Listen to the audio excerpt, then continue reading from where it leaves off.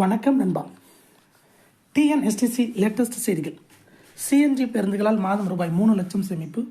போக்குவரத்து கழக அதிகாரிகள் தகவல்.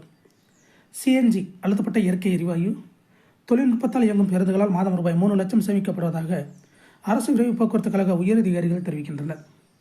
சுற்றுச்சூழலுக்கு உகந்த வகையில் டீசலுக்கு மாற்றாக சிஎன்ஜி மற்றும் எல்என்ஜி திரவ இயற்கை எரிவாயு எனப்படும் இயற்கை எரிவாயு மூலம் பேருந்துகளை இயக்க தமிழக அரசு முடிவு செய்தது.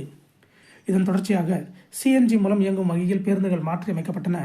அதன்படி நவம்பர் 12ஆம் தேதி சோதனை அடிப்படையில் சென்னை திருச்சி வழித்தடத்தில் சிஎன்ஜியாக மாற்றம் செய்யப்பட்ட விரைவு பேருந்து இயக்கப்பட்டது.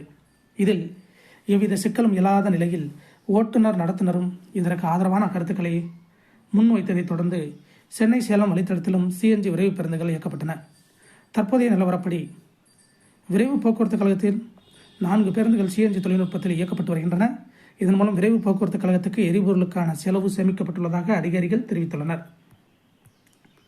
இது தொடர்பாக விரைவு போக்குவரத்து கழக உயரதிகாரிகள் கூறியதாவது: BS4 வகை டீசல் பேருந்துகளை சிஎன்ஜி பேருந்துகளாக மாற்றுவதன் மூலம் எரிபொருள் சேமிப்பு என்பதுடன் பராமரிப்பு செலவு, இயற்கை செலவு என வெகுவாக குறைகிறது.